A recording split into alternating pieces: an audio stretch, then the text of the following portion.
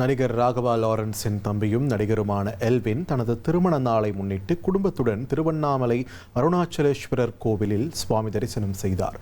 அவருக்கு கோவில் சிவாச்சாரியார்கள் மாலை அணிவித்து பிரசாதங்களை வழங்கினர்.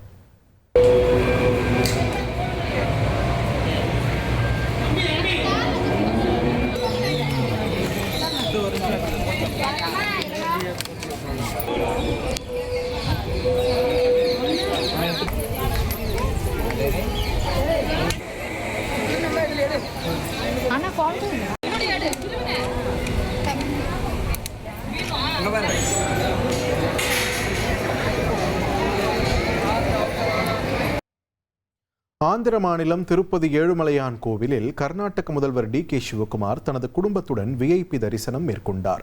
தரிசனத்திற்கு பிறகு கோவில் வளாகத்தில் உள்ள ஸ்ரீ ரங்கநாயக்க மண்டபத்தில் வேத ஆசீர்வாதங்கள் வழங்கப்பட்டதுடன் தீர்த்தம் மற்றும் லட்டு பிரசாதங்களும் வழங்கப்பட்டன.